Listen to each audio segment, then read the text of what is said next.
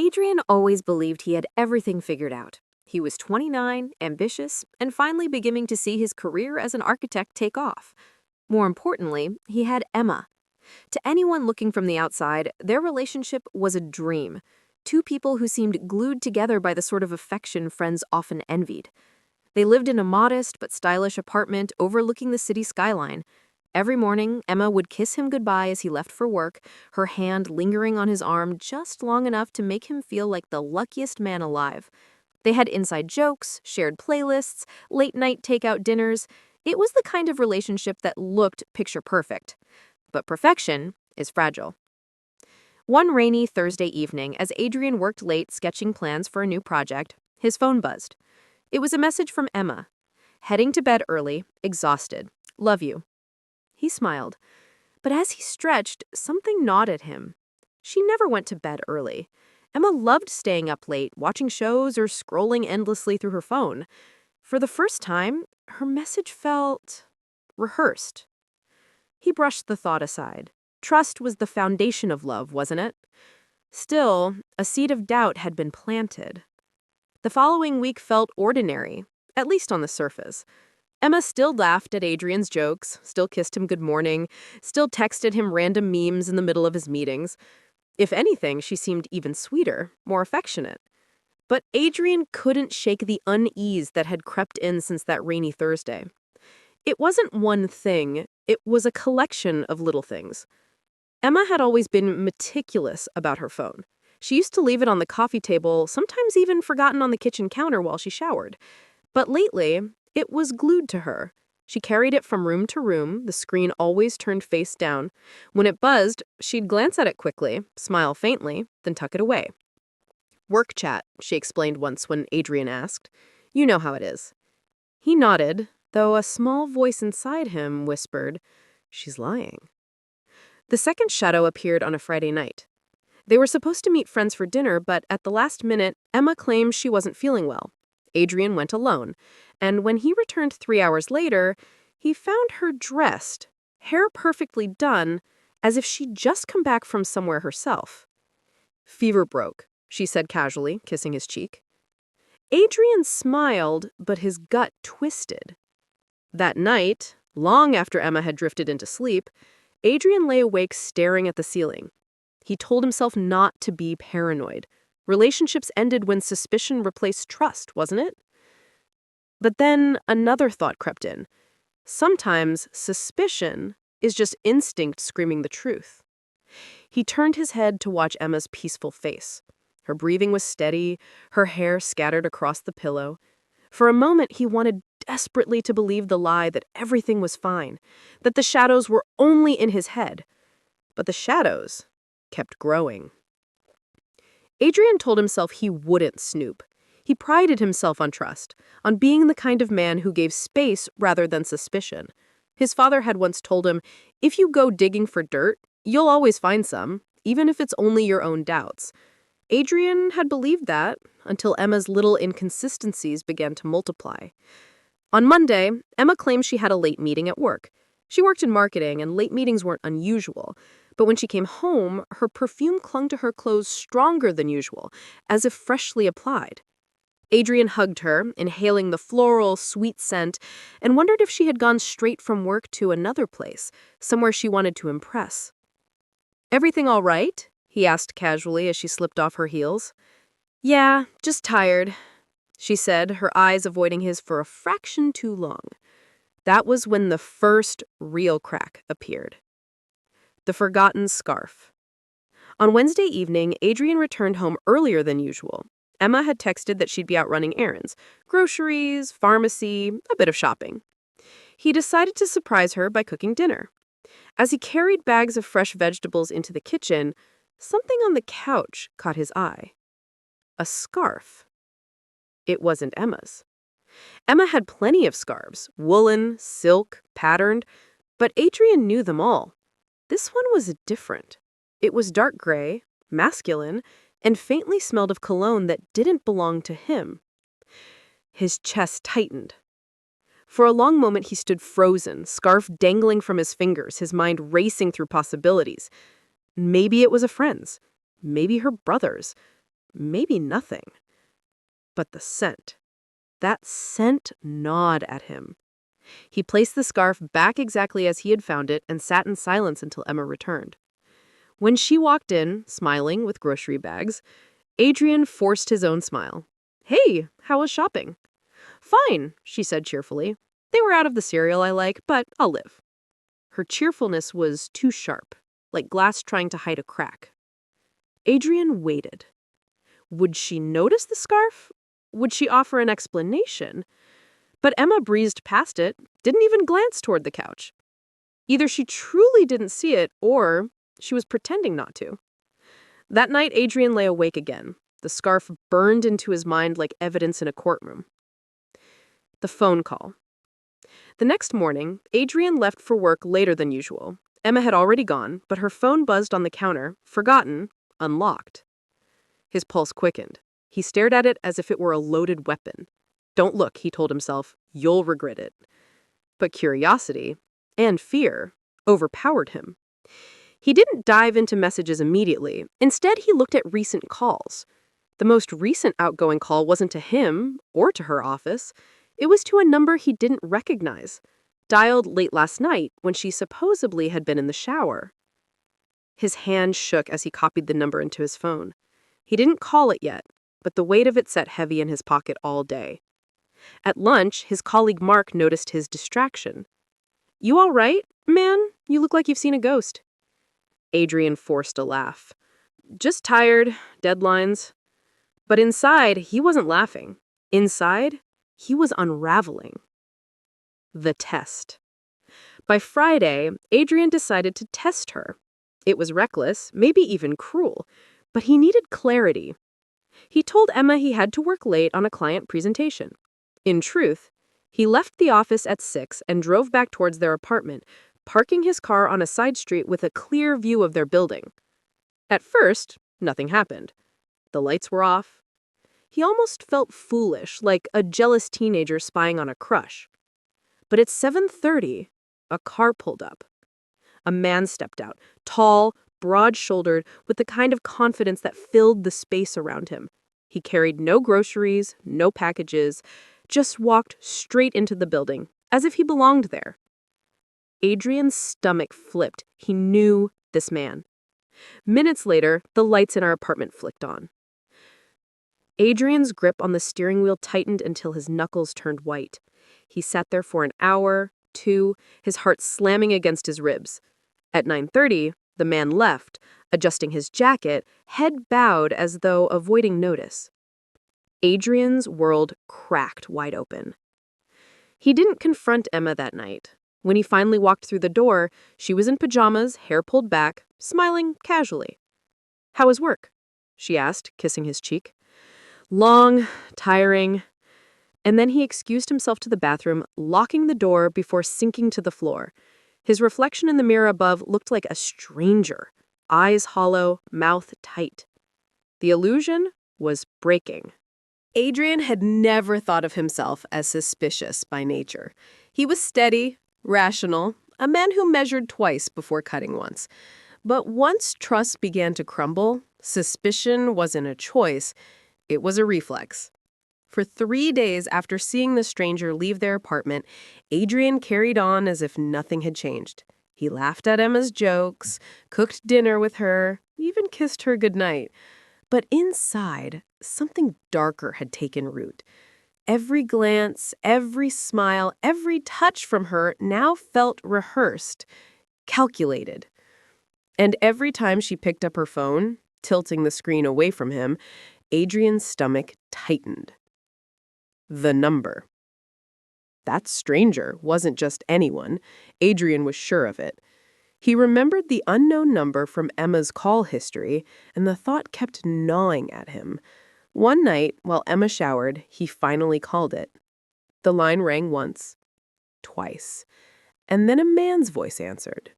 Deep, confident. "Hello?"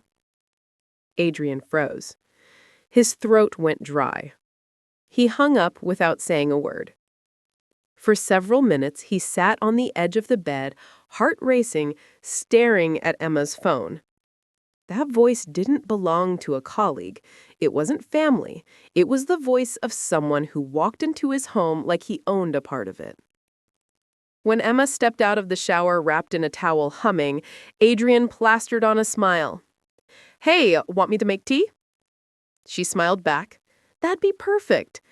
And for the first time in years, Adrian hated the sight of her smile. Small lies. The lies came daily now, wrapped in casual words. She'd say she was at yoga, but her mat stayed untouched in the corner. She claimed she worked late, but Adrian drove past her office one evening, dark, locked, empty. The worst was Saturday. They had planned to visit Adrian's mother, who'd been asking for them. But that morning, Emma announced she wasn't feeling well. "You go ahead," she insisted. "Give her my love." Reluctantly, Adrian went, trying to convince himself she truly was sick. But when he returned that evening, the apartment smelled faintly of cologne, the same scent from the scarf. "Feeling better?" he asked. She nodded, pretending to yawn. "Much. Just needed rest." Adrian forced a smile, but his chest burned. The walls of their life together were collapsing, brick by brick. The decision. By Sunday, Adrian made a choice. He couldn't keep doubting in silence, couldn't keep playing house while she lied. He needed proof. Irrefutable, undeniable. So he followed her. It began with small things, tracking her car as she drove to work, noticing when she detoured into unfamiliar neighborhoods. He even installed an app to quietly log her locations, something he'd never imagined himself capable of. Every discovery was another knife. On Tuesday, she told him she had a late presentation, but Adrian followed her car from a distance, heart hammering. Instead of heading to her office, she drove across town to a quiet street lined with boutique restaurants. She parked, stepped out, and within minutes, the tall man appeared. They embraced, not a polite hug, an embrace heavy with intimacy. His hand lingered on her lower back, her fingers brushed his jaw, then they disappeared into the restaurant together, laughing like teenagers. Adrian sat in his car, numb. The betrayal wasn't theory anymore. It was flesh and bone. The photograph. His hands trembled as he pulled out his phone. He snapped photos, grainy through the windshield, but clear enough to show Emma's profile, her hand resting on the man's arm. Proof. For 10 minutes he sat frozen, staring at the images. Part of him wanted to storm inside, flip the table, demand answers. Another part wanted to drive away, to pretend he hadn't seen. Instead, he took a deep breath and whispered, "Not yet." Because rage was easy, but revenge required patience. The stranger's name. The next day, Adrian couldn't focus at work. He replayed the scene over and over, his stomach a constant knot. By noon, he made a decision. He needed to know who the man was. So he returned to the restaurant where he'd seen them. The hostess remembered Emma. "Oh, yes, she was here last night," she said with a polite smile. "With Mr. Carter. They come often." "Mr. Carter," Adrian repeated, his jaw tight. The name burned into his mind. He pressed further, subtly, and pieced together details. Always arriving together, always booking a quiet corner table. Adrian left with more than a name. He left with a target. The breaking point. That night, Emma curled against him on the couch, pretending to watch a movie. Adrian sat stiff, her warmth now unbearable. "Long day?" she asked softly, fingers tracing his arm. "Yeah," he said flatly. She tilted her head, searching his face. For a second, Adrian wondered if she could see it, the storm behind his eyes, the truth he carried now. But she smiled instead, turned back to the screen, and nestled closer. Adrian didn't move. His mind wasn't on the movie. It was on Mr. Carter, on the scarf, on the embrace. The illusion of perfection was dead, and Adrian was no longer the trusting man he used to be. The only question that remained was simple. What would he do with the truth? Adrian had never rehearsed a confrontation before, but now he did it daily in his mind. Sometimes he pictured himself slamming the photographs on the table, demanding Emma's confession. Other times he imagined walking out silently, leaving her with nothing but a note. And in darker moments, he saw himself standing in front of Carter, daring the man to admit it. But real life rarely follows rehearsals. The dinner trap. On Friday evening, Emma suggested they eat out. "It's been a while, just the two of us," she said brightly. "There's this new Italian place." Adrian's lips almost curled into a bitter smile. He already knew the restaurant. It was the same one she had gone to with Carter days ago. Did she really think he was blind? "Sounds perfect," he said smoothly. That night, he dressed carefully, buttoning a crisp shirt, slipping on the watch Emma had given him years earlier. As he looked in the mirror, he barely recognized himself. His face was calm, controlled, but under the surface was a storm waiting to break. When he arrived, the hostess greeted her warmly. "Welcome back, miss." Adrian caught the flicker in Emma's eyes, the momentary freeze, but she recovered quickly, laughing it off. "Oh, yes, I've been here once before with colleagues." Liar, Adrian thought. They sat by the window, candles flickering between them. Emma talked casually about her week, about a campaign at work, about a movie trailer she wanted to see. She spoke like nothing was wrong, like their lives weren't crumbling stage set. Adrian watched her, nodding, responding, but every word she spoke only fueled his rage. Finally, he reached into his pocket, slid his phone across the table, and tapped the screen. The photo appeared. Emma's laughter faltered, her face drained of color as she stared at the image. Herself, hand on Carter's arm, smiling in that same restaurant. For a long moment, silence stretched between them, broken only by the clinking of cutlery from nearby tables. Adrian leaned forward. His voice was calm, but razor sharp. "Tell me, Emma, how long?" Her lips parted, closed, then parted again. "Adrian, I... How long?" Her hands trembled as she set down her fork. "6 months," she whispered. The words punched the air from his lungs. 6 months! Half a year of lies, of stolen nights, of false kisses. "Who is he?" Adrian pressed, though he already knew. "Michael Carter. He's from work." Adrian laughed bitterly. "Mr. Carter, of course." Emma reached across the table, desperation in her eyes. "Adrian, I didn't mean for it to happen. It did. But it doesn't mean I don't love you." He recoiled, as if her touch burned. "Love me? You've been sleeping with another man in my bed, Emma. Don't dare say you love me." Her eyes welled with tears. "It was a mistake, a terrible mistake, but I still want us. I still want..." Adrian cut her off, his voice cold as ice. "You don't get to want anything anymore." The restaurant around them faded. It was just the two of them now, an executioner and the condemned. Other diners had begun to notice. Adrian had always believed revenge would come with heat, with shouting, fists, fire. But as he watched Emma sob her confessions into his living room, he realized true revenge was cold, precise, surgical. Emma thought confessing bought her redemption. In truth, it gave Adrian weapons. Every whispered secret, every drunken slip of Carter's promises, every rendezvous disguised as late meetings, they were all ammunition. and Adrian was going to use them.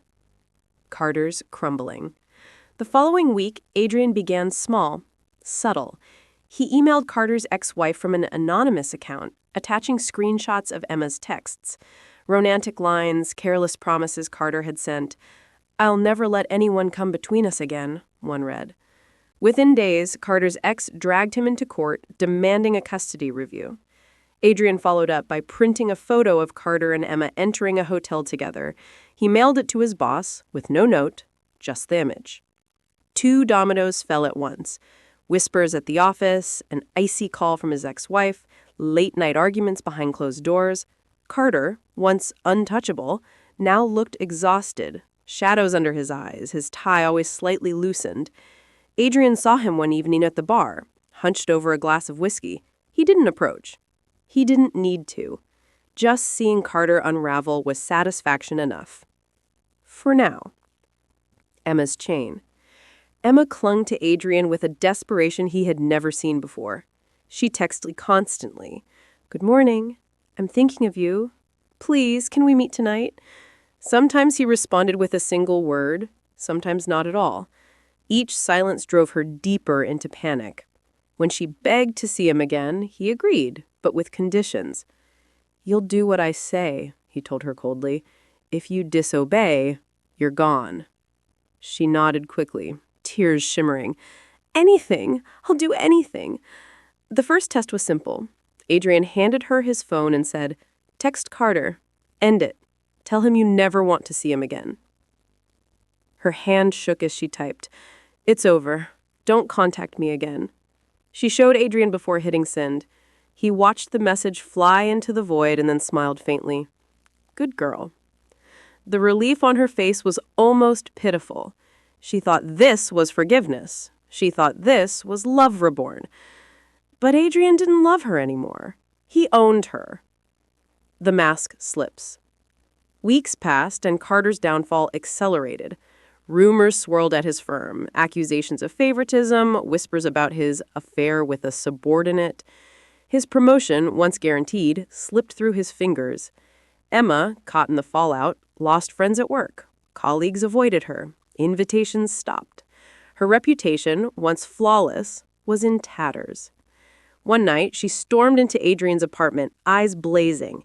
"Did you do this? Did you leak those pictures?" He leaned back, expression unreadable. "Why would I waste my time?" Her voice broke. "Because it feels like the walls are closing in on me. Everywhere I turn, people look at me like trash. And Carter, he's falling apart. He says someone's after him." Adrian's lips twitched in a shadow of a smile. Maybe someone is. She stared at him, realization dawning. "Adrian, what are you doing?" He leaned forward, his voice low, dangerous. "I'm teaching you both a lesson. You don't get to betray me and walk away untouched." Her eyes filled with tears. "But I chose you. I came back to you." "And now you live with the consequences of choosing wrong in the first place." Emma sank into a chair, trembling. She had thought she returned to safety. Instead, she'd walked into the lion's den. Breaking Carter. Adrian's final stroke came on a Friday evening. He waited outside Carter's office, watching as the man exited, shoulders slumped, face gray with stress. Adrian followed him into the parking garage, footsteps echoing against steel beams. "Carter," he called. The man froze, keys clutched tight in his hand. He turned slowly, fear etched into every line of his face. "Adrian!" Adrian stepped closer, calm, deliberate. "How's life these days?" Carter swallowed. "Look, whatever this is, it has to stop. You're ruining me." Adrian chuckled darkly. "Ruining you? No, Michael. I'm just giving you what you deserve." Carter's composure cracked. "Fine. You win. Take Emma. I don't want her anymore. I don't want any of this." Adrian's eyes narrowed. It was never about wanting her. It was about taking something that wasn't yours. And for that, you'll pay. Carter backed toward his car, voice shaking. "What do you want from me?" Adrian leaned in, whispering like a knife to the throat. "I already have it. Your fear. Your shame. Your downfall." He turned and walked away, leaving Carter trembling in the dim garage light. For Adrian, it was finished. The man was broken, the woman was chained, and the revenge, cold, cruel, complete, was his. A hollow victory. That night, Adrian poured another glass of whiskey and stood by the window, watching the city lights blur in the distance. Emma was asleep in his bed, curled up like a child, seeking safety in the arms of the man she had betrayed. Carter was out there somewhere, drowning in paranoia, his empire crumbling. Adrian should have felt triumph. He had won. But as he stared at his reflection in the glass, a thought gnawed at him. What was left when revenge was done?